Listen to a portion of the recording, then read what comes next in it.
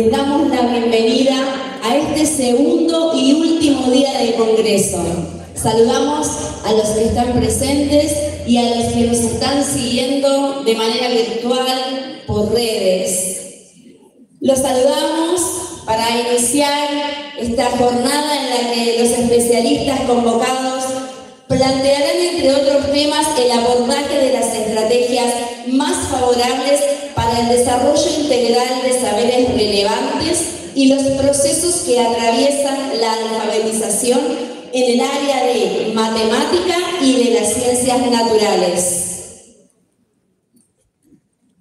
En primer lugar, escucharemos a María José Borsani, quien se referirá a las estrategias y las intervenciones que posibilitan la construcción de aulas inclusivas. Recibimos con un fuerte aplauso a la disertante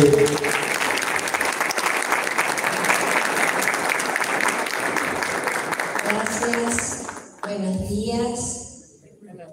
Y la verdad que es un gusto encontrarnos acá con todo este colectivo interesado en venir a pensar cuestiones que nos tensionan, que nos convocan, que nos preocupan. Primero quiero hacer un agradecimiento muy grande a la invitación del Instituto, porque es un gusto para mí estar y además me parece que es un día de celebración, ¿no? 50 años de formar docentes, de acompañar las prácticas, de iniciarse en una carrera, es muy pero muy potente. Realmente yo pensaba qué potencia un instituto señero que ha ido formando profesores y que hoy esos docentes son a su vez profesores de quienes se están formando. Así que mi agradecimiento por la invitación y mi agradecimiento a todos ustedes por estar esta mañana aquí. Bueno, un poco el tema de hoy es poder pensar aulas inclusivas, que como ustedes sabrán, está pensando dentro de la idea de una educación inclusiva, que si decimos inclusiva es porque evidentemente todavía la educación necesita ese adjetivo para dejar de tenerlo, ¿no? En pos de eso estamos y en pos de eso se piensa una escuela inclusiva dentro de un proyecto mayorante que es el de una cultura inclusiva. Bien, 50 años y cuando hablamos de paradigma somos severos, pero a la vez tenemos que entender que cada uno de los momentos fue lo mejor que el sistema pudo ofrecer.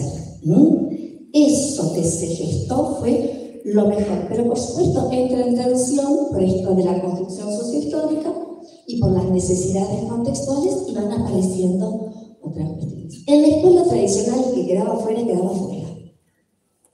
Aparece la escuela especial, toma, da un lugar, aloja, recibe, pero funcionaron siempre como sistemas totalmente separados, paralelos, como se los llamó en un momento, paralelos, hasta que empiezan a tener vinculación. Y en esta vinculación se empiezan a dar los proyectos de integración. Y aparece el paradigma de la integración, que son lo que se llamaron los alumnos con necesidades educativas especiales y no incluidos, integrados en la escuela con tarea de la escuela especial que llegaba a la escuela común y acompañaba a estos alumnos.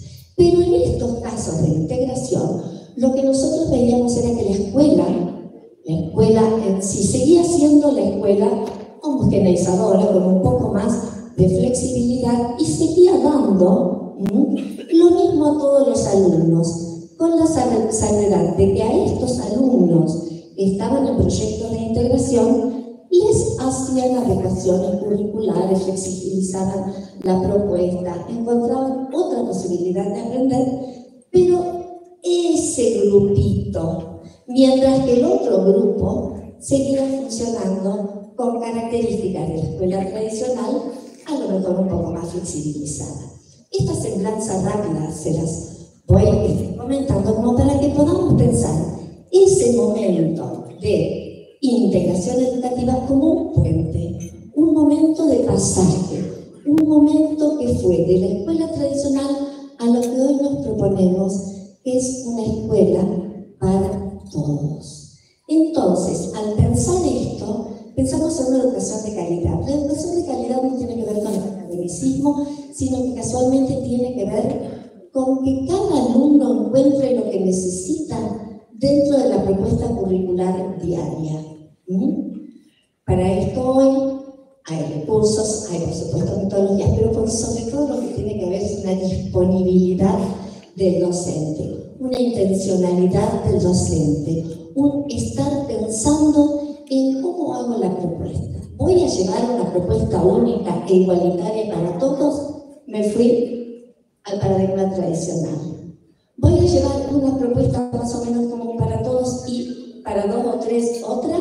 Integración. ¿O voy a llevar una propuesta lo suficientemente amplia y abierta con un contenido común, que es el que me interesa, que sea el atravesamiento cultural que estoy trayendo para mis alumnos, de manera diversificada? Diversificada de tal manera para que todos puedan lograr accesibilidad. Accesibilidad, ahí empiezan a aparecer palabras claves, ¿no? Accesibilidad. ¿Por qué no hay accesibilidad? Cargo en el pibe las cosas. Porque tiene este diagnóstico, porque no puede, porque no sabe, porque no entiende, porque... O porque la propuesta no es para él. Y entonces ahí, más que en el problema de aprendizaje, corrí la mirada y empecé a ver el problema de enseñanza. Quité la mirada de peso sobre el sujeto que aprende y la empiezo a ver a la mirada del sujeto que enseña. El sujeto que enseña, que genera accesibilidad porque empieza a mirar su propuesta curricular. Y en ese juego entre la propuesta curricular, el docente y el alumno, hay que aprender a mirar barreras.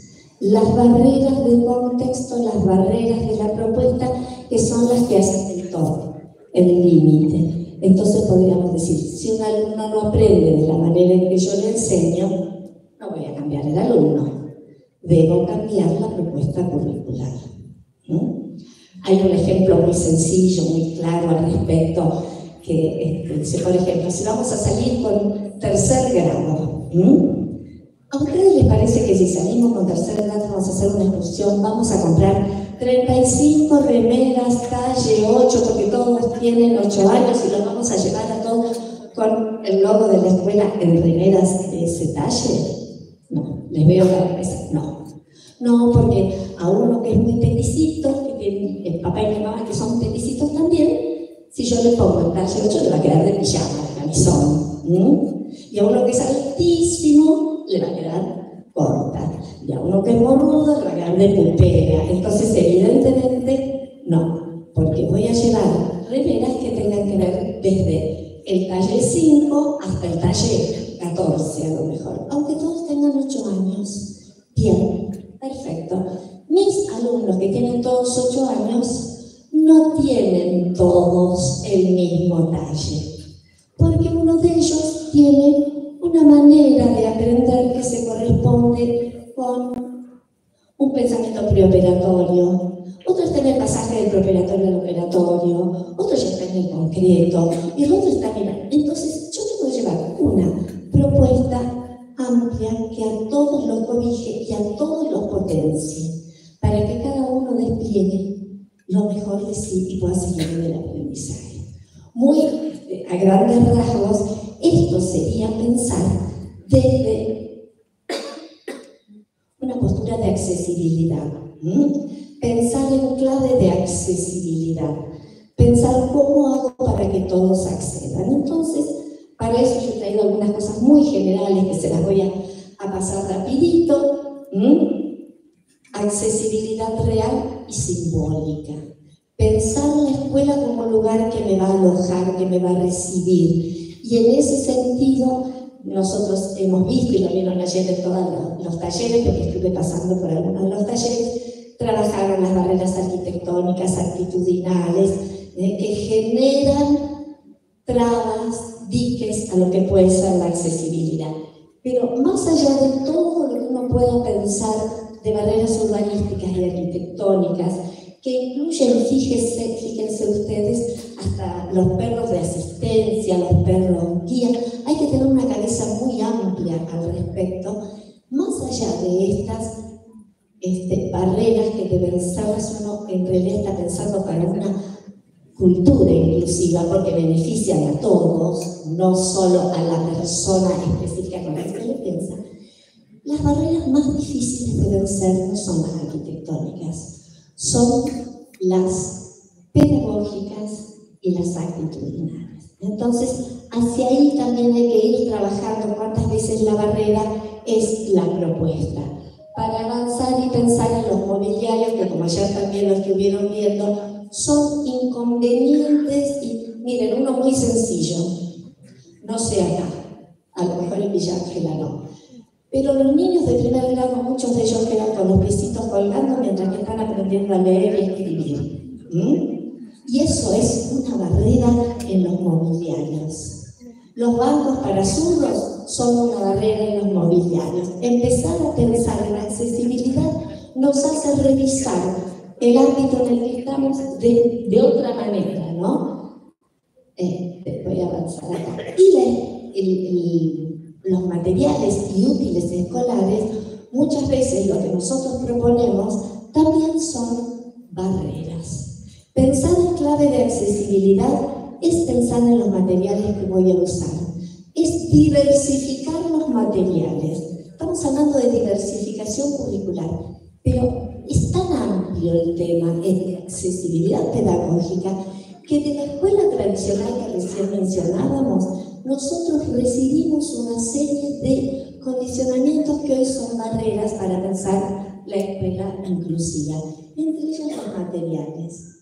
Fíjense que generalmente en febrero se manda la lista de materiales para los chicos sin saber qué chicos voy a tener, sin saber qué van a necesitar mis alumnos. Ya digo, por ejemplo, en el cuaderno de primer grado no se escribe con fibra. Cuando vienen del nivel inicial con una expansión de producción gráfica impresionante, y ahí viene un corte. Y un niño que se está alfabetizando, que está aprendiendo, ¿quiere soltarse, escribir con una fibra? No, en el cuaderno de clase con fibra, no. ¿Por qué no? ¿Por qué no? Porque mancha, porque hace agujero. Es la producción del niño. Pero empezamos a poner este tipo de cuestiones en vez de pensar si hace agujero que aprenda a desplazar la mano, cómo lo ayudo, qué hago, le doy otro material, otro lugar donde escribirse. Estas son cuestiones que nosotros tenemos introyectadas en la escuela tradicional, que las vamos sosteniendo y que no contribuyen. Las tenemos que revisar, porque a partir de que uno empieza a pensar en elementos escriturales diversificados, se da cuenta que ese niño que necesita una cerita para que la ruede un poco más y se desplace, en la vez de ser diversificada la propuesta, no necesitamos de ningún ajuste razonable para que él disponga de ese material. Al diversificar, se reducen los ajustes razonables, porque generalmente ya está incluido, y es más, muchas veces al diversificar no es necesario tener un PPI. Miren qué conceptos interesantes que se desprenden de la diversificación. Entonces, cuanto más diversifiquemos los materiales de conteo, no solo, no me voy a meter porque lo van a trabajar, pero no solo cargadientes, no solo bajalenguas, no solo bolitas. Diversificar cuanto más material que se manipule, que se traslade, que se toque, mejor. Entonces, empezar a pensar estas cuestiones que uno propone como docente para generar mayor accesibilidad y tener en clase, bueno, todos los materiales, por ejemplo, de alfabetización, mencionar, pero máquinas de escribir, computadoras, tablets, recurrir a los podcasts, recurrir al audiolibro, no específicamente para un alumno, para todos. De esta manera, cada uno va encontrando aquello que necesita para trabajar en el aula. Bueno, y acá el soporte textual también, ¿no? ¿Qué soporte textual? Generalmente en el nivel inicial el soporte textual se despliega, usan hojas grandes, hojas gruesas, finas de diario, afiche, cartón, y esto se va restringiendo notablemente para llegar a un cuaderno Rivadavia, 50 hojas, tapa dura, mínimo así, que es casi, sí, parece que los maestros argentinos somos inversionistas del señor Rivadavia. Rivadavia ahora sabe, se apioló, hizo el doble línea, ya entendió algunas cosas, pero siempre dentro del mercado. Y muchas veces lo que necesita un pibe no está en el mercado. Si no está en el mercado, somos nosotros quienes lo tenemos que hacer. Y seguramente va a ser mucho más económico que lo que presenta. Entonces, estas cuestiones, si uno las pone a rodar y las usa, no esperando que sea para un alumno con discapacidad, sino que sea para mis alumnos, esto es empezar a pensar en clave de accesibilidad y diversificar la posibilidad, por ejemplo, en este caso, de los materiales. Lo mismo podemos decir en relación a la comunicación, todo lo que nosotros podamos armar en función de, lo voy a dejar para avanzar, de la comunicación es necesario. Bien, entonces esto que dije así muy a grandes rasgos, correr de la propuesta única, porque la propuesta única iguala, y cuando igualamos desigualamos. En la escuela pasa eso. Cuando hay una propuesta única, pretendiendo igualar o homogeneizar, lo que estamos haciendo es no garantizando el derecho de accesibilidad de los alumnos a una propuesta curricular. Entonces vamos a trabajar con formas no tradicionales de producción pedagógica. Yo les voy a invitar a hacer un recorrido lo más rápido posible, desde el nivel inicial, desde una salita de 5, una mesita de 5, para poder pensar en clave de accesibilidad desde esto que acabamos de mencionar y avanzar en el recorrido dentro del sistema. Para eso, como les decía, tengo una mesita. Tomé los dibujos de una mesita de unos chicos que fueron al circo. Y en esta idea de ir al circo, unos días, 15 días antes, empezaron a programar la visita. Armaron el recorrido, vieron con qué animales se iban a encontrar, trabajaron el contenido circo de múltiples formas. Si les tocó trabajar los 15 días, tenían que ir faltaban 15 días. Entonces, ¿cómo iban a armar el concepto 15 días? Si nosotros tomábamos un almanaque y arrancábamos del 2 al 17, solo algunos de los chicos iban realmente a entender y a conceptualizar esos 15 días. Pero entonces la maestra buscó múltiples formas de representar los 15 días. Tomó un tubo, lo llenó con 15 bolitas y cada día retiraban una. Hicieron una torre, iban armando hasta que llegaran a 15, tacharon 15 casilleros, trabajaron con el almanaque. Los que sabían números podían manejarse con números. Los que tenían cantidades que tenían que ser debidamente mencionados iban poniendo los cubitos. Todos los chicos trabajaron con todos los materiales y todos se beneficiaron. Eso es diversificar. Porque cuando uno diversifica, todo es aumentativo. Nada resta, nadie se atrasa. Al contrario, encontramos múltiples formas. Fueron al circo, cuando regresaron, hicieron dramatizaciones, fotos. También diversificaron las formas de contar la ida al circo. Formas gráficas, formas orales, formas escriturales, evocatorias, rearmaron la secuencia y un día la señora les dijo: hoy vamos a dibujar el circo, vamos a dibujar lo que más les gustó del circo. ¿Qué es lo que más les gustó a cada uno? Y acá vamos a ver algunos dibujitos de ese laboratorio que es una mesa de la sala de circo, un laboratorio de producción pedagógica. Acá tenemos el dibujo de Paulina. Miren, Paulina, esa hormiga que está ahí es la mascota del grupo que fue el ómnibus al circo y volvió del circo. Con ellos, y está dibujada. ¿Qué podemos decir de Paulina?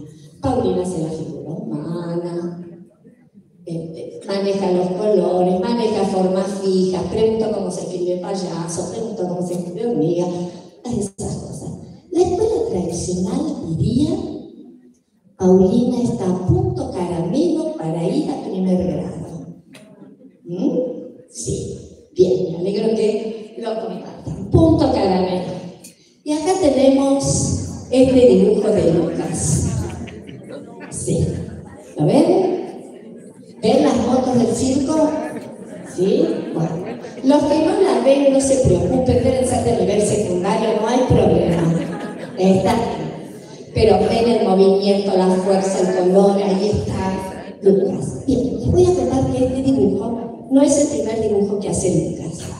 En realidad, Lucas hizo otro dibujo. Terminó rápidamente, se levantó en su mesita, fue a entregar el papel, volvió, lo rompió y lo tiró. Pidió otra hoja y cuando pide otra hoja hace este dibujo. ¿Qué pasó para que Lucas rompiera su dibujo y entregara este? Lo que pasó es esto. Vio el dibujo de José. El dibujo de José con las motos en el globo de la muerte. Y ahí él toma de José y lleva y arma su dibujo. ¿Ven? Toma de José y arma esto. Esto es Vygotsky puro. Esto es la presencia del par acercando una posibilidad de trabajo. Se lo estoy mostrando en un dibujo infantil. Piénselo en cualquier materia. Piénsenlo en física, en matemáticas. Esa inquietante pregunta del que está al lado que promueve en el grupo y en el docente un cuestionamiento. Acá ese cuestionamiento fue este dibujo. Este dibujo no es una copia estéril.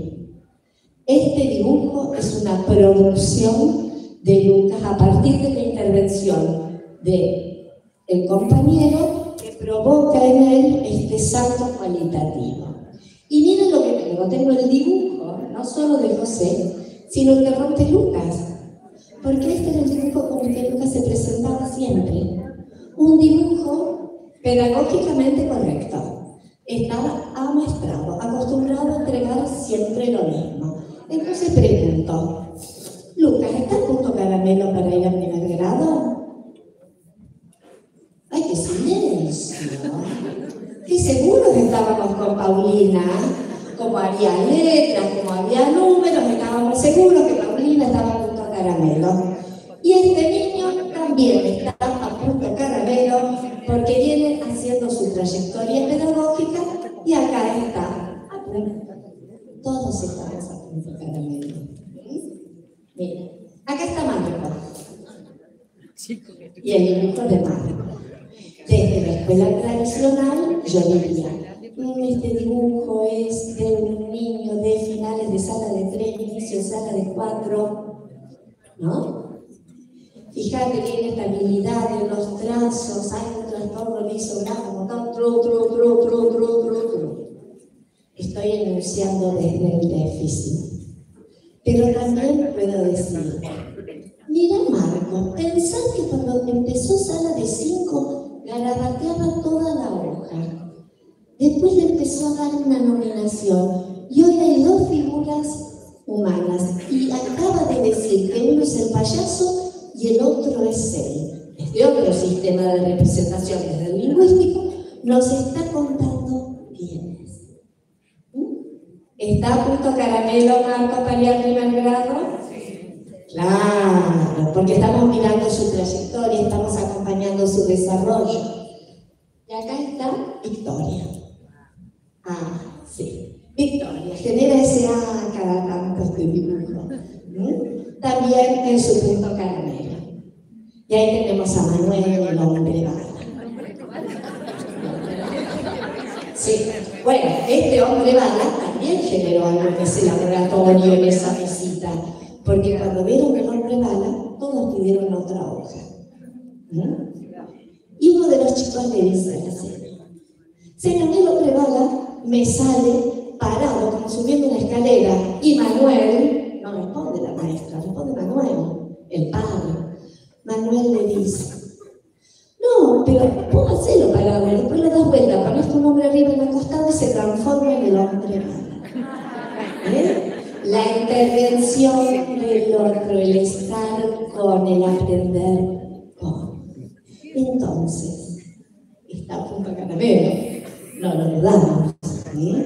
La pregunta es, si estos chicos están todos a Punto Caramelo para el primer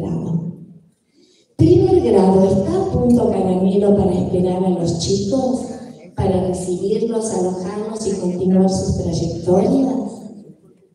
¿Estamos pensando en clave de trayectorias?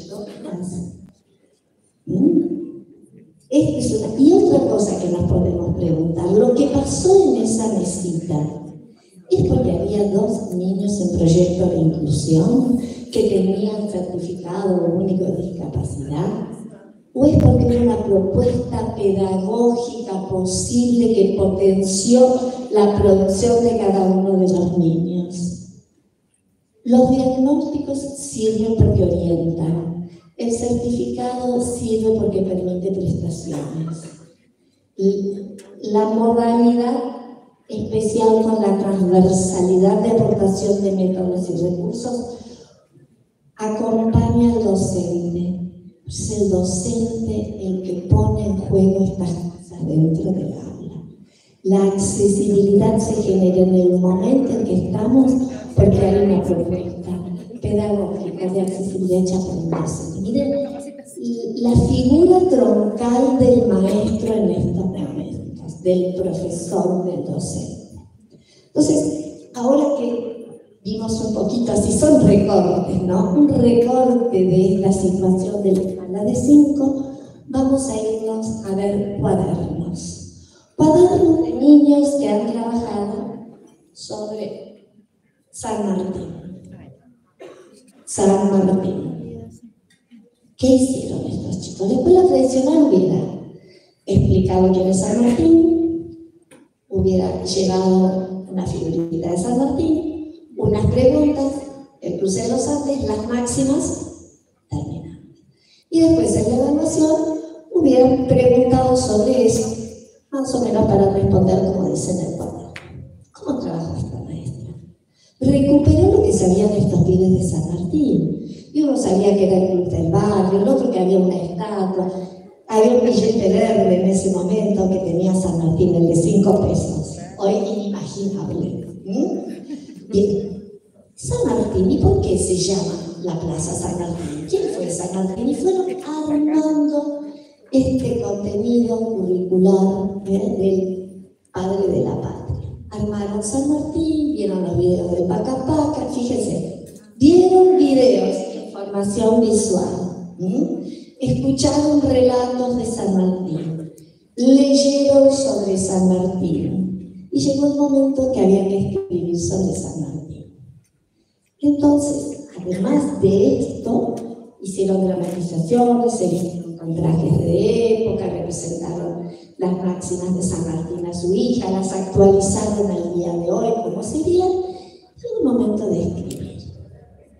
Escuela tradicional le han hecho una redacción sobre San Martín, que no quita que los niños tengan que aprender a leer y escribir, y muy bien, sí, pero acá estamos viendo qué aprendió cada uno de los chicos.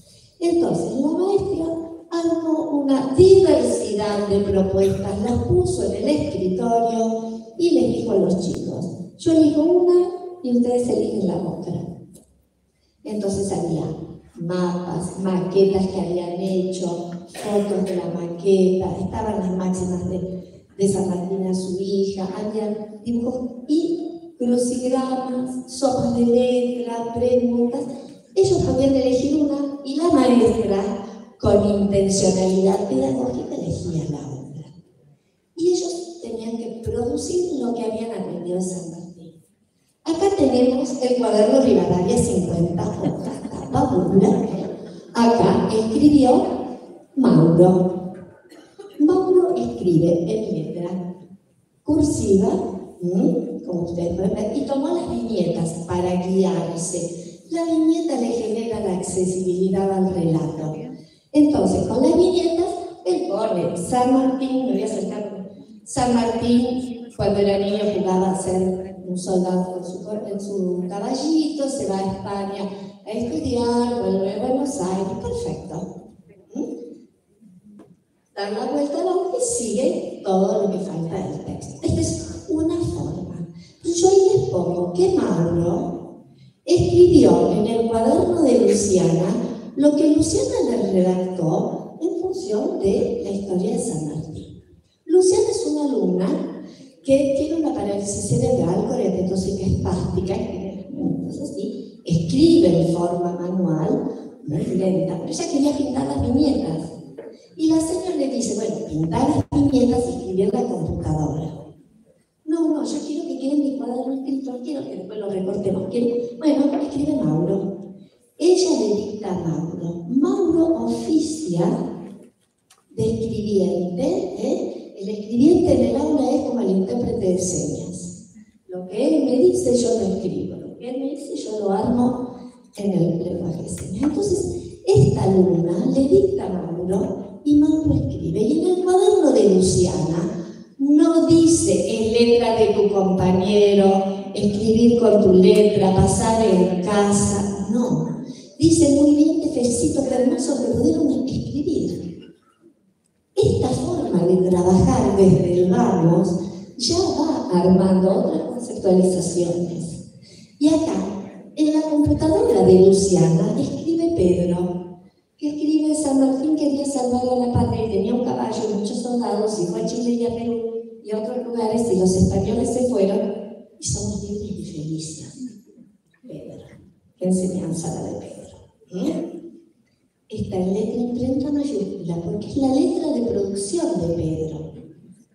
Pedro escribe en cursiva, sí, pero la está armando. Su letra de producción es esta, la hizo. ¿Ven cómo vamos? Miren, me pasó así. Si nosotros estuviéramos ante una secuencia didáctica tradicional lineal, hubiéramos dicho, todos los chicos tienen que escribir en cursiva. Como estamos en una secuencia didáctica espiralada, diversificada, cada alumno encuentra un punto de anclaje en esa espiral para avanzar. El punto de anclaje de este alumno es, en su producción, la letra imprenta mayúscula. Y acá lo tenemos a Lautaro. Lautaro lo dibuja San Martín subido en su caballo, como fueron a la plaza a verlo. Escribe San Martín, que lo copia del pizarrón y pone somos libres, que le pide a la seño que le diga cómo se escribe somos libres. Hasta miren, pone la E, la tacha y la pone en la direccionalidad convenida. Este es el trabajo que está haciendo este pibe. Lautaro llegó a séptimo grado con una carpeta gráfica. Dio todos los contenidos curriculares gráficamente. Fíjense que yo no estoy diciendo Lautaro no sabe leer y escribir en séptimo grado. Estoy diciendo Lautaro está aprendiendo, está en pleno proceso de alfabetización y trabaja con una carpeta gráfica. ¿Me van siguiendo cómo diversificamos? Y todos están dando San Martín. Y acá tenemos algunas cuestiones que no creo que las puedan leer, de otros de los chicos. Yamila hizo un texto de 10 renglones en letra cursiva. Ya que vimos computadora, cursiva, imprenta, mayúscula y minúscula. Señaló los hitos relevantes de la vida de San Martín. Incluyó 3 dibujos. Francisco trabajó con el mapa, señaló países liberados y sus banderas, escribe en letra, imprenta, minúscula. Joel, mapa y texto, señaló su interculturalidad argentino-peruana. En ese texto. Julián enumeró 10 momentos importantes de la fiesta sanmartiniana y en el cuarto es el campamento y el pibe dibuja unas antorchas y cuenta que no había luz como se prende ahora y cómo se iluminaban y da cuenta de ese saber. Y Martina escribe e ilustra 2 máximas de San Martín a su hija, piensa otras. Y bueno, y describe los momentos relevantes de la campaña y cuando piensa otras pone, me hubiera gustado que San Martín existiera hoy. Miren ustedes cuántas cosas. ¿Tuvimos 35 trabajos iguales? No, porque es imposible, como en la sala es siempre imposible homogeneizar esa producción gráfica, Acá también es imposible homogeneizar la producción de los chicos. Entonces acá tenemos producciones múltiples y diversas. Cada uno desde su potencialidad pudo dar cuenta de San Martín. ¿Hubo atravesamiento cultural? Sí. Todos estuvieron con el atravesamiento cultural del prócer de la patria. Todos tuvieron un contenido común. Un trabajo, por decir, multinivel. Si acá hay quienes trabajan en la ruralidad, es un poco trabajar de esa manera. Acá entonces tenemos este ejemplo de San Martín. Vamos a avanzar a otro. Yo me podría quedar contándole varias cosas de esta situación, pero vamos a ir a una clave de la escuela primaria y secundaria argentina, que es la accesibilidad textual. La accesibilidad es un derecho, la educación de calidad es un derecho, y nuestra escuela argentina es eminentemente textual. Fíjense que se calcula que el 90% de la información de primer grado es oral, y termina el séptimo grado con un 90% de transmisión escrita. A pesar de que decimos que los chicos leen mal, que leen en principio de otra manera, bueno, pero ese es otro tema, ¿no? Accesibilidad textual quiere decir que si el texto es barrera, ¿quién propuso el texto? Es una propuesta pedagógica. Entonces, muchas veces llevar un texto único es llevar un texto solo para algunos. Diversificar el texto es considerar a todos en la categoría de lector. Ya no es esto de tengo un grupo que lee para los que no leen. No, todos mis alumnos tienen posibilidades de leer. Todos leen. La cuestión es que yo sepa qué lee y cómo lee cada uno de mis alumnos. Y entonces que yo lleve lo que todos pueden leer. Si yo voy a llevar solo una monografía, tengo alumnos que están empezando a soltarse en la alfabetización, a esos alumnos yo les estoy negando el derecho a la accesibilidad. En cambio, si yo llevo una monografía, un texto más sencillo, llevo oraciones y llevo las palabras clave del texto y trabajo con la palabra clave del texto, el pibe que se está alfabetizando, que está en ese trabajo, toma esa palabra y puede trabajar. Bien. ¿Cómo hago una intervención textual? Yo al texto lo tengo que intervenir, porque la idea es que se transmita una noción, un contenido a través de el texto y que quien lee pueda tener accesibilidad. Para lo cual necesito un discurso accesible, ir de lo general a lo particular, con un estilo directo, con oraciones breves, sujeto, verbo, objeto, sorteando las relaciones intertextuales con una red semántica clara y mirando la polisemia, que es todo un tema que aparece a partir del cuarto o quinto grado, no les digo en la secundaria, y aparece como una barrera, porque los pibes recurren a la palabra ubicada en el contexto que se aprendió, y ahora estamos en otro campo semántico, entonces estas cuestiones hay que tenerlas en cuenta. Bien, esto se los dejo, pero no lo voy a desarrollar. ¿Tienen idea del Tratado de Marrakech? ¿Hay alguien acá que sepa lo que es el Tratado de Marrakech? No, bueno, esto lo pueden googlear, ponen Tratado de Marrakech, yo también tengo varios artículos sobre esto, pero es un tratado para facilitar el acceso al texto escrito para aquellas personas que ven imposibilidad de accesibilidad. Es un tratado de accesibilidad al texto escrito. En realidad este tratado se firma, y Argentina lo firma en el 2016. Al día de hoy, si uno pide una editorial accesibilidad en un texto, es obligación que la editorial lo genere. Nobleza Obliga costó mucho los primeros años, pero hoy las grandes editoriales están facilitando los libros de otra manera. Entonces hay que poner atención a esto, porque si tenemos un alumno con ceguera, un alumno con dificultades visuales, un alumno con imposibilidad de dar vuelta a las hojas de un libro, Tratado de Marrakech, nos habilita a recibir los libros de otra forma. Lo dejo para no seguir hablando.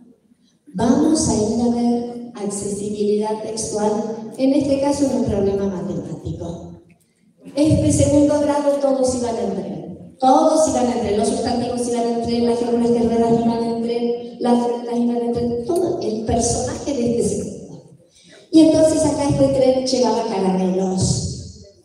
Llevaba 24, 23 y 21. Y la pregunta era ¿cuántos caramelos llevaba este tren? También con los niños que están trabajando con dígitos, no digo los que no trabajan, porque eso es trabajar el déficit, ¿no? Miren cómo cuando uno enuncia, los alumnos que estaban trabajando con los dígitos, en vez de 23 o 24 decían 4, 3 y tenemos. ¿Qué pasó? También había textos. El primer texto está en letra imprenta mayúscula para generar accesibilidad textual. Y reitera y dice: un tren lleva 24 caramelos de venta, lleva 23 caramelos de chocolate. ¿Ven cómo va reiterando?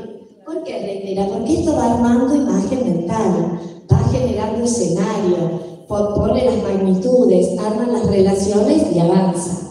El segundo texto, el tren lleva 24 caramelos de venta, 23 de fruta, ya avanza. Y el último complejiza con otra pregunta más. Y el segundo está en letra imprenta minúscula. Está la complejidad. Miren qué interesante. Acá hubo chicos que buscaron palitos, otros que dibujaron los caramelos, otros que pudieron operar con dígitos. En esta secuencia espiralada, cada uno desde su punto de anclaje empezó a avanzar. Y acá pasó lo mismo. Cada uno fue encontrando una respuesta a la pregunta y a su vez, al socializar las respuestas, todos compartieron y todos vieron múltiples formas de resolver el problema. Esto es zona de desarrollo próxima colectiva, esto es secuencia didáctica diversificada y esto también es transposición didáctica. Es transposición didáctica diversificada. ¿Se acuerdan de la transposición didáctica de llegar diversificada? No hay un único objeto, sino que avanza. Bueno, esta la voy a pasar. Y acá vamos a ver un texto que hizo Barrera.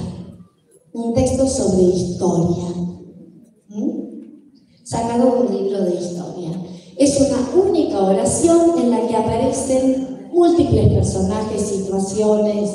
Para los de atrás, se las voy a leer rapidito, dice: próximo a concluir el mandato presidencial, volvieron a reproducirse intrigas electorales que eran habituales cuando Sarmiento, inesperadamente en nombre del Partido Autonomista, impuso la candidatura del ministro de Instrucción Pública, el doctor Nicolás Avellaneda, que triunfó en las elecciones abiertamente irregulares. Miren la cantidad de elementos que hay, muchísimos. Todos lingüísticos, todos vinculados en un tiempo y en un espacio, que arman una trama dentro de este párrafo. Y un único párrafo. Yo podría haber avanzado como profesor, hubiera seguido, pero ¿qué hubiera pasado? Me hubiera quedado en un grupo que esto no hubo accesibilidad. Lo que hicimos fue armar otros textos posibles. Este texto que traje yo pasó de una sola oración a 6 oraciones, secuenciadas en tiempo y espacio, armando un escenario, explicando que Sarmiento fue el presidente en representación del Partido Autonomista, diciendo que Avellaneda fue el ministro de Instrucción del gobierno de Sarmiento. Miren los dos personajes. Y después empezamos a explicar la relación, que cuando Sarmiento estaba por concluir, hubo hechos pocos claros, que en esta época era común. Bien. Pero no nos quedamos con esto. Hicimos 3 o 4 textos para que hubiera accesibilidad. Los los chicos también realizaron viñetas sobre él. Y algunos también pusieron ayudamemorias, indicadores visuales que icónicamente señalaban cada texto. La primera oración, uno de los chicos lo tengo, miren, veo la imagen, y no le saqué foto. En la primera oración a Sarmiento lo dibuja gordito con los rulos y la banda presidencial. En la de Avellaneda lo pone flaco, adusto, con esa cara que tenía Avellaneda, ¿no? Y le pone lápices y cuadernos, ministro de Instrucción Pública, ¿no? De Educación. En la parte de las intrigas electorales, una urna, una mano que entra, unos votos que se van. Y después, en la última, Avellaneda con la franja presidencial. Entonces uno se pregunta, ¿hubo accesibilidad? ¿Llegaron todos los chicos a entender lo que sucedió en este momento histórico? ¿Pudieron tomarlo no solo de un único texto? Porque acá volvemos. La propuesta única, ¿qué hace? Deja a los pibes por fuera. ¿Cómo estoy de tiempo, Sandra? Estamos bien. ¿Estamos bien? Bueno, entonces voy a avanzar al retículo endoplasmático liso. Fin de primaria, inicios de secundaria. Los profesores de secundaria están muy conmovidos con este tema. ¿Hay profesores de secundaria? Sí. Bien. Bueno. Lo que pasa es que la primaria hace muchos años que trabaja con este nivel inicial mínimo. Pero ustedes están como llegando, sobre todo desde la obligatoriedad de la escuela secundaria en el año 2006 por la Ley de Educación Nacional. Entonces, es una cuestión muy importante. Bueno, acá llegamos al retículo endoplasmático liso y el profe Luis que me invita a que no vaya a su salón, que él estaba trabajando con una diversificación cultural hace bastante tiempo. Entonces, me voy a ver qué estaba pasando.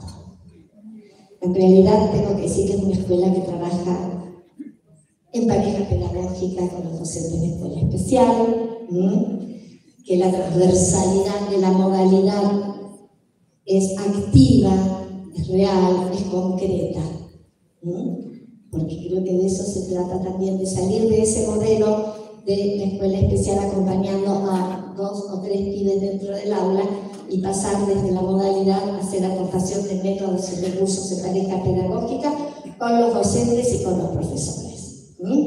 El profesor tiene el saber disciplinado, sí, física, química, matemática, lo sabe el profesor.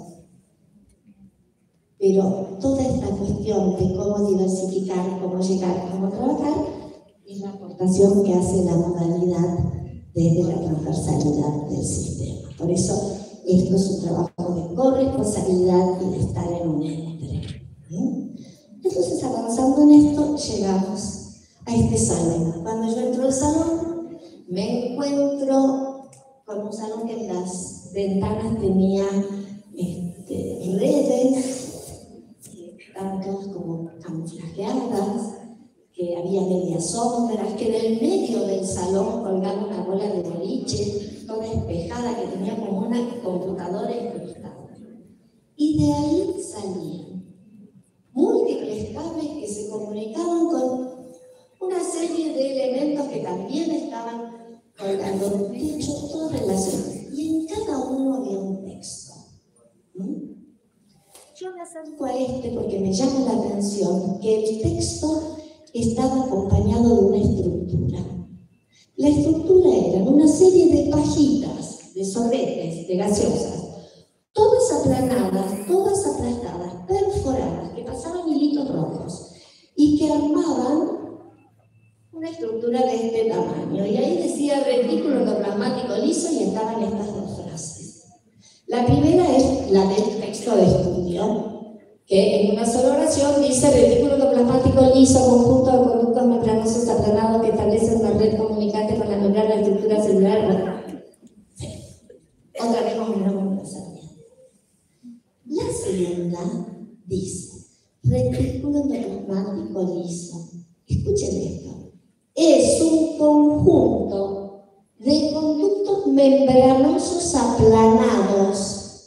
Los sorbetes, las pajitas son conductos aplastados que forman una red de comunicación con la membrana nuclear. Reitera, estos tubos, entonces, leyendo, mirando, escuchando, voy armando la idea de lo que es un retículo endoplasmático liso. Y así estaban todas las organelas de la célula armadas en este salón. El alumno no era solo leer y mirar un dibujo, las realizó, las hizo, las colgó, las armó, comprendió, hizo las relaciones entre ellas, si se relacionaban con el núcleo, con la membrana nuclear, con la membrana celular, idea de este contenido propuesto pedagógicamente. Y acá les voy a contar algo muy personal que me pasó a mí. Entre los pibes que había ahí, había 2 o 3 chicos que habíamos acompañado durante mucho tiempo. Yo, por supuesto, con esa mirada, miré a todos, piqué, y de pronto veo a Lucas, que estaba sentado pintando una célula. Y yo busco a la tutora, y le digo a la tutora con la que yo tengo relación hace muchos años, y le pregunto, decime, ¿Lucas entiende lo que hace? Silencio. Y la tutora me dice, pregúntale, María José. Pregúntale, ¿sabes qué preguntarle? Algo como, no es a mí a que le tenés que preguntar. La verdad que me cortó el rostro. Bien cortado, bien cortado. Entonces yo me acerco y le digo, Lucas, ¿qué estás haciendo? Y el tipo me dice, la célula, María José, la célula. Como diciéndome, ¿vos no ves lo que estoy haciendo? Ah, sí, está pintando la célula. Y estaba armando una red de palabras sobre la célula, sus partes. Y le digo, bueno, contame qué aprendiste de la célula. Entonces él me lleva al patio y me muestra una pared. No, me muestra un edificio que se veía. Un edificio, y me dice, edificio, piso, piso, piso, piso. Cuerpo, célula, célula, célula, célula, María José. Pared, ladrillo, ladrillo, ladrillo. Cuerpo, célula, célula, célula. Pelo, célula, pelo. Ojo, célula, ojo. Uña, célula, uña. Vale, o sea, tengo un montón. Espera. Entonces había unas macetas y me dice, planta, planta, lechuga, pasto, árbol, célula.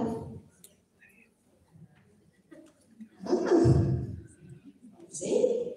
Dice, bollo, gusano, perro, célula. Bien, yo ya me quería ir, digo, Borsari, retirate. Pero el tipo insiste y me dice, cabeza, célula. Dando idea de célula nerviosa, de actividad bioeléctrica, de dendrita, de axón. Bueno, entonces le digo, bueno, vamos a seguir trabajando. Espera. Yo seguía como si fuera hoy, me acuerdo. Miren, él me lleva de nuevo al patio. La pared de ladrillo me hace así, cae, me dice, eso ladrillo no, arena. Ah, sí. Entonces, yo tenía una camisa blanca, me levanta la manga de la camisa, ¿sí? Así, caen escamitas. Y me dice, eso, célula.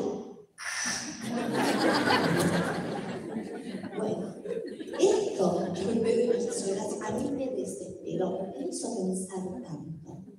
Porque yo tuve que pensar desde dónde anuncié mi pregunta.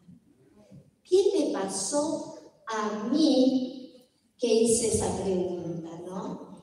Voy a cerrar. ¿Qué me pasó a mí? Y yo creo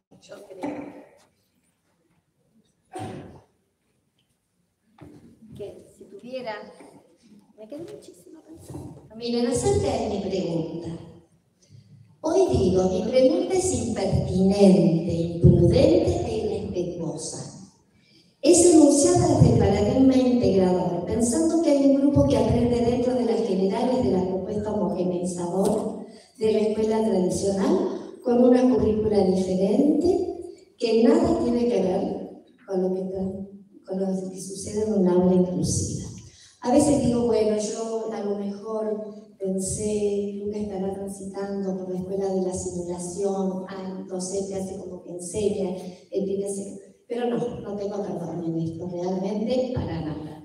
Porque yo lo que hago cuando enuncio mi pregunta, estoy mirándolo a Lucas desde la óptica de la escuela tradicional, del paradigma segregador, que no piensa en el atravesamiento cultural al que tiene el derecho y que pide saber lo que es una célula, y además que piensa más en su diagnóstico que en su producción pedagógica. Yo miré al alumno y no al contexto. No consideré que estaba resuelto el problema de enseñanza. Me clavé y me anclé en el problema de aprendizaje. Lo que no conserva acá en relación con el proyecto es mi pregunta, ¿no? Desde mi cuestionamiento se supone que hay una única forma de conceptualizar la célula o que hay alguna forma mejor que otra. Y eso trasluce soberbia intelectual, porque ubica un único saber sabio, luego lo que hablábamos recién de Gerard. Desconoce la trayectoria educativa de este alumno. Mira, muchas veces digo que, bueno, ¿vieron cómo uno tiene un enano fascista que hay que mantener a raya? También tenemos una docente normalista del ADN de nuestra formación, la tenemos que reconocer y mantener a raya. Acá apareció la mía. Entonces es lógico que esta tutora estuviera tan sentida en relación a mi pregunta. En relación a todo lo que produjo Lucas, todo lo que me enseñó Lucas, más allá de lo que me movilizó, tengo que decir que Lucas reconoce las características de los seres vivos, de lo vivo y lo no vivo, comprende los conceptos que se relacionan entre sí por un orden jerárquico, sabe perfectamente lo que es una célula, que es una unidad estructural, sabe que hay células vegetales, células animales, maneja la lupa estereoscópica y el microscopio, arma redes conceptuales con algunas palabras y con imágenes. La actividad 3 proponía que le asignen un significado a alguna actividad para ser capaces de relacionarlo con algo cotidiano que ellos mismos pudieran explicar. Todo lo que él hizo llevándome al patio ya tiene que ver con esta actividad 3. ¿Bien? Esto es una lección acerca de cómo la diversificación curricular, pensada desde la justicia curricular, es una posibilidad de desatar las propuestas curriculares segregacionistas de alumnos separados, diferentes, con currículum especial o recortado, que dejan intacto un currículum hegemónico en vigor y sostienen procesos de exclusión. Y es más, ¿saben qué demuestra esto? Creo que por supuesto hay diversos modos de acceder a la información, de construir un concepto, y que un alumno con un nivel de alfabetización muy básico puede y debe estar en la escuela primaria y secundaria completa. No debe ser lo que lo da. Esto no puede ser una barrera bajo ninguna forma. Y mucho de lo que sabe Lucas se debe al trabajo de transposición didáctica que ha hecho el profe Luis, que realmente hizo un trabajo en relación a diversificar ese saber sabio y ofrecer un saber diversificado al que todos tuvieron acceso, todos. Era maravilloso ver ese aula. Unos filmaban, otros escribían, otros armaban maquetas, otros estaban grabando, otros tenían podcast, otros armaban viñetas. Todos, vuelvo a decir, tuvieron el contenido común. El contenido común era la célula. Todos se fueron sabiendo la célula. Todos esperaron que había retículo endoplasmático liso. Cada uno desde su punto de anclaje. Tengo que ir cerrando. Bueno, Entonces voy a ir cerrando, ya se voy a ir, no, esto no, acá. Empezamos el encuentro con una mesita que dibujó la ida al circo, la producción gráfica. Es una producción tan valiosa porque es la representación mental de un contenido. La expresión gráfica es exuberante en el nivel inicial. Se va restringiendo en la primaria, va quedando limitada a plástica. Yo sé que mi ejemplo para mostrarles, pero a tal punto que prácticamente en la secundaria no se dibuja. Y creo que hay que recuperar la producción gráfica como expresión de un pensamiento. Que si yo voy a dar palanca, los alumnos vivencien la palanca, puedan pensar cuando hacen palanca y dibujen la palanca. Que puedan graficar un ejercicio matemático. Los otros días he estado trabajando álgebra, esos ejercicios larguísimos, por supuesto, arrastre-error. Fueron a trabajar suma, fueron a trabajar binomios, con números, con representaciones. Una profe les dijo, ¿cómo lo harían con elementos que no sean números ni letras? Bueno, miren ustedes la representación gráfica, lo que dijimos hoy de Sarmiento y Avellaneda, cómo ordena eso y ordena como enlaces para evocar. Pensar en, estos son todos recursos que trabaja muy profundamente y con mucho expertise la modalidad especial, pero no son para los alumnos con discapacidad únicamente. Esto es pensar en todos. Estos recursos puestos al servicio de todos los alumnos que tengamos en el aula. Un diccionario personal. Ay, que era sustantivo, que no me acuerdo cómo era y no me acuerdo, y ya la cuarta vez basta, Martín, lo expliqué como 5 veces. No, acá está, lo escribimos en este cuaderno, acá está la memoria de nuestro grupo. Vengan a buscarlo acá. A ver, recuperemos el saber con instrumentos que los chicos puedan manejar, que sean de ellos, que se apropien de esto y que tengan la posibilidad de tener, así como el diccionario personal, las tablas. ¿Qué nos importa? Que un pibe pueda sacar la cantidad de azulejos porque que necesita una pared, porque se acuerda la fórmula, o que puedas tener la fórmula para avanzar y llegar a sacar la cantidad de azul. ¿Dónde está la barrera? Si la barrera está en que necesita tener la fórmula, no le puedo decir que la sepa de memoria. Aprender a mirar las barreras que hay en la producción pedagógica para generar accesibilidad. Bueno, y después queda todo lo que es lectura anticipada, que la menciono rapidito para cerrar, si te parece. Y que tiene que ver también con accesibilidad. Si yo voy a leer un texto, instrucciones para subir la escalera, de Cortázar, precioso, un texto instructivo, hermoso, porque voy a trabajar un texto instructivo. Yo sé a ciencia cierta, porque para eso soy docente. ¿Quiénes lo van a entender? ¿Quiénes lo van a necesitar? ¿Quiénes lo acompañan? ¿Quiénes se van a poner la capucha? ¿Los auriculares? ¿Van a dibujar en la última hoja del cuaderno o no? Sí. Entonces, como garante de la educación de ellos, tengo que generar accesibilidad al texto. Puedo hacer múltiples cosas. Puedo hacer talleres, viñetas, representaciones. Puedo hacer una lectura anticipada. Puedo armar talleres. Bueno, este grupo va a leer conmigo y somos un grupo diverso. No, los 4 o 5 que pierdo, que ahí me voy al paradigma de la integración. Y voy entrando en la anticipación del texto. Voy armando con los chicos el texto para que en el momento de lectura todos tengan accesibilidad, para que el texto no sea la barrera.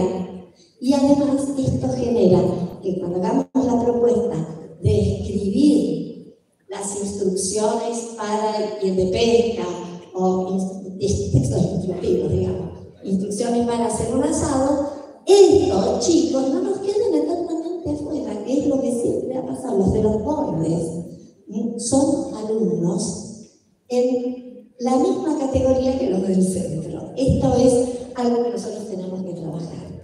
Y ya para cerrar, fíjense que lo que estamos superando es esto del proyecto de integración, el paradigma de integración. Porque en vez de estar haciendo una propuesta para algunos, para todos y para algunos, para ellos y nosotros, estoy superando la idea de esencia. ¿Vieron cuando dicen, tengo 35 alumnos y 4 integrados, tengo 24 alumnos y 3 que en Rosario se dice mucho, vienen de la villa, o se usan esos adjetivos de otro paradigma, que eran los repetidores, los ingresantes tardías, las obreras, todo eso quedó allá, lo tenemos que desplazar hacia allá. Cuando yo estoy trabajando de este modo, todos están en categoría de alumnos. Todos son mis alumnos y la propuesta los abarca a todos. No en igualdad de condiciones, en equidad, a cada cual lo suyo. Y esto, no voy a llegar, trasládenlo a la evaluación. No puedo evaluar a todos igual. No soy justa si evalúo a todos igual. El profesor que decía, yo le enseño a todos igual y evalúo a todos igual, ¿por qué les voy a poner la misma nota? Es el profesor de la escuela tradicional que generaba exclusión. Hoy estamos en otro paradigma. Cerré, cierro, el tiempo apremia, cerré. Bueno, espero haber podido transmitir así un poco a las apuradas estas cuestiones y revaloricemos la didáctica como el arte de intervenir en los procesos de enseñanza. De eso se trata. Todos tenemos elementos para hacer lo que yo mostré. Todos, de alguna manera, sabemos hacerlo. La cuestión es pensar en generar accesibilidad. Muchas gracias.